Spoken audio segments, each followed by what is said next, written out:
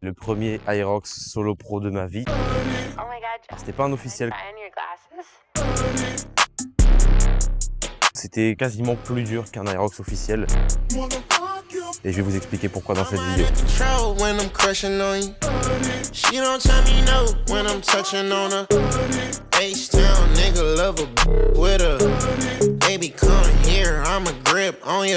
Yo l'équipe, j'espère que vous allez bien. Voilà, c'est fait, le premier Aerox Solo Pro de ma vie. Alors c'était pas un officiel comme vous avez pu le voir, mais honnêtement, par ce que je vais vous raconter par la suite, vous allez vraiment comprendre que je pense que même s'il n'y avait pas de Rock Zone, c'était quasiment plus dur qu'un Aerox officiel.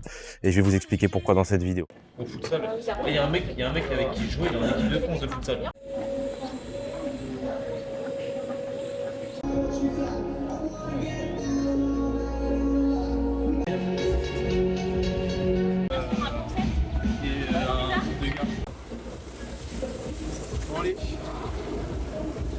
Gaz, le Big Show, gaz. Bon, je vais courir un petit coup là. A plus tard, messieurs dames.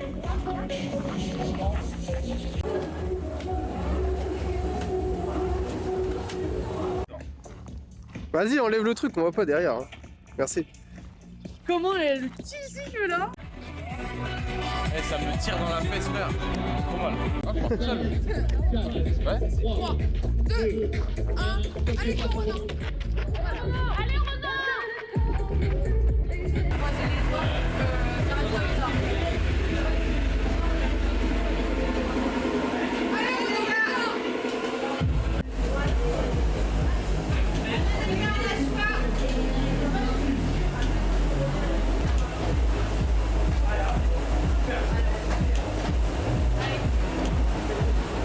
Pourquoi est-ce que je vous dis que cet Aerox, pour moi, il est plus difficile qu'un Aerox officiel? Parce que les sleds, comme vous avez pu le voir dans la vidéo en tout cas, les sleds sont très durs à Coaching Farm. Donc vraiment, les tapis rouges que vous voyez dans la vidéo, c'est des tapis du diable. C'est-à-dire qu'en fait, ils accrochent extrêmement fort. Donc, en fait, tu prends concrètement une vraie claque quand tu les fais, que ce soit sur le sled push ou sur le sled pull.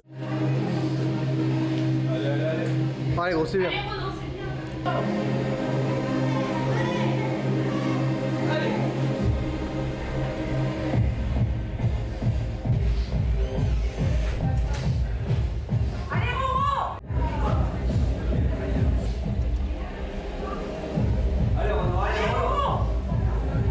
Allez gros, on y va.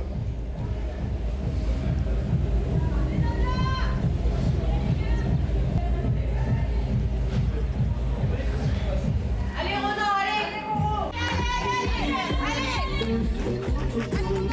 allez! Et notamment ce jour-là, ou parce qu'on avait mis de la magnésie au sol, bref, ça a accroché sous les sleds. Donc c'était encore pire que d'habitude. Pour vous donner un ordre d'idée, quand je m'entraîne, et du coup je m'entraîne tout le temps sur ces tapis-là, les tapis rouges, quand je m'entraîne au même poids à 200 kg, les 50 mètres, que ce soit de sled push ou de sled pull, je mets à peu près 4 minutes à les faire. Et là, du coup, pendant cet Aerox, j'ai mis 6 minutes sur les deux sleds. Donc c'est énorme. Franchement, c'est super long. Je vous cache pas que quand je faisais le sled push, ça paraissait interminable. C'était insupportable, franchement. Mais parce qu'encore une fois, ça glissait énormément. Et surtout, ces derniers temps, je m'entraînais vraiment à faire des longueurs complètes de sled sans pause. Donc là, c'était des longueurs de 5 mètres et ça passait extrêmement bien sur 50 mètres. Et tellement ça glissait peu ce jour-là, et en fait j'étais obligé de faire des pauses au milieu même des longueurs de 5 mètres. Donc c'est pour vous dire à quel point c'était compliqué. Allez gros.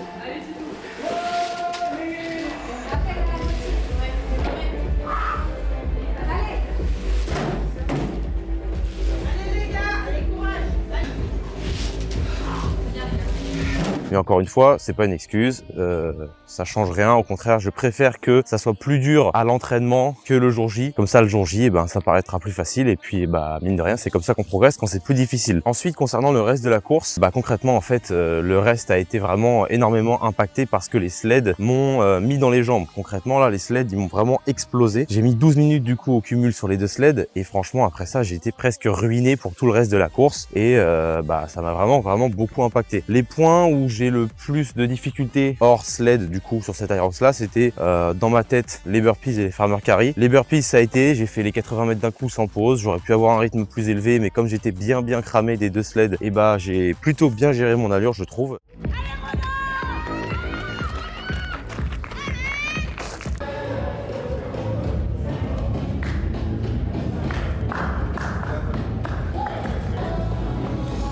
Tu peux aller vite comme Alan Chaos, s'il te plaît, pour le travelling.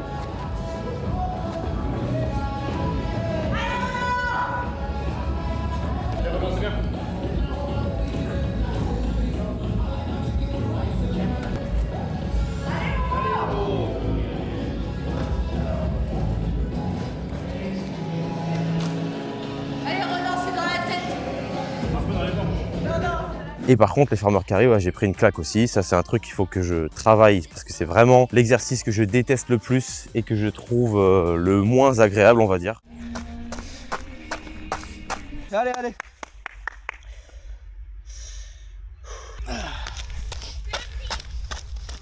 c'est bien. C'est bien, continue. Les fentes comme d'habitude, mon point fort, c'est là clairement où j'ai fait le meilleur chrono sur les stations comparé à ce que je fais d'habitude. Donc je sais plus exactement, mais j'ai mis moins de 4 minutes sur les fentes, ce qui est franchement plutôt pas mal, sachant en plus l'état de forme que j'avais. Allez Renan. Allez. Allez, c'est bien, mon frère.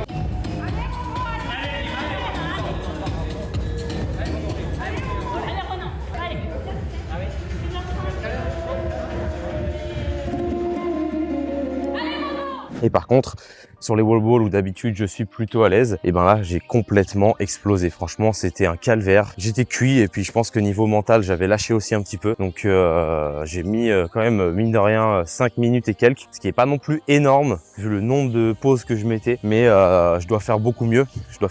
Ça c'est sûr et certain. Allez Renan.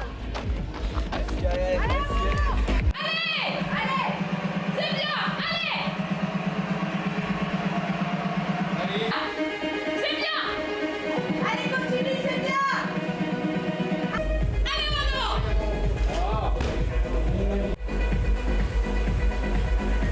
Allez, coach.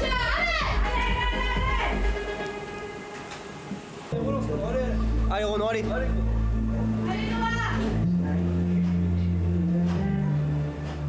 Concernant le point le plus difficile, donc comme d'habitude, le run, la course à pied, et encore une fois, c'était pas ouf franchement. Au départ, ça partait bien et puis comme dit avant, avec les sleds qui m'ont explosé, tout le reste a suivi, dont le run où j'ai couru, je crois en moyenne à 4,45 peut-être, un truc comme ça. Donc c'est pas ouf du tout. C'est moins bien que il y a quelques semaines quand j'ai fait mon premier solo open et que je vous avais fait une vidéo d'ailleurs où j'avais couru en 4,30 et quelques je crois.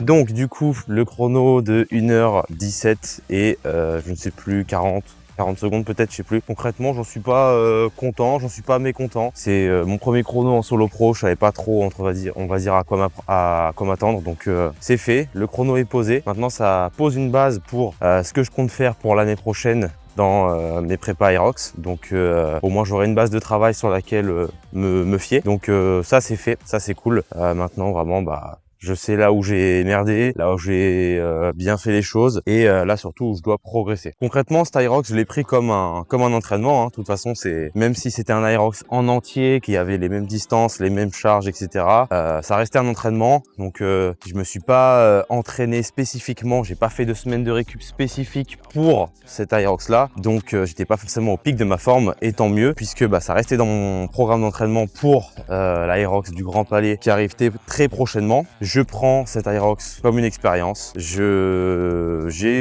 mis un chrono sur cette épreuve et maintenant je peux travailler en fonction de ça pour du coup préparer la saison prochaine où je suis déjà inscrit sur un Aerox en solo à Bordeaux. Malheureusement, j'ai pas réussi à avoir de place en pro, donc ça sera un solo open, mais c'est pas grave. Comme ça, au moins, je commencerai par un solo open qui est, on va dire, un peu moins difficile. Comme ça, encore une fois, je pourrai me référer à ce temps-là pour progresser par la suite. Et j'espère pouvoir avoir des places sur les autres Aerox de la saison prochaine en pro pour débuter mon aventure en Aerox solo pro. Avant de clôturer cette vidéo, je tiens à remercier Lucas, comme d'habitude, vous savez, hein, c'est celui qui est derrière la plupart des plans que vous voyez dans la plupart des vidéos. Donc un grand merci, parce que sinon à lui, parce que sinon cette vidéo elle aurait pas vu le jour. Un grand merci à toutes les personnes qui m'ont encouragé aussi pendant cette course, et puis un grand bravo à toutes et à tous les participants de l'Aerox Farm volume 3. Attention, bientôt le volume 4 arrivera. Bravo à vous, c'était une super expérience, un super week-end qui était pas mal prenant en énergie, mais c'est pour la bonne cause et c'est que du kiff, donc franchement bravo à vous. Maintenant la suite, l'équipe, c'est la semaine prochaine avec l'Aerox Grand Palais. Je vais essayer de vous faire une belle vidéo, une magnifique vidéo, en espérant pouvoir finir ma saison Aerox 2025-2026 en beauté, en passant sous l'heure, ça serait pas mal, en duo pro. On va essayer de faire ça correctement, et puis après, place à la off-season, place à ma nouvelle opération du cœur, avoir un cœur tout neuf pour me préparer du coup pour le solo open de Bordeaux qui arrivera en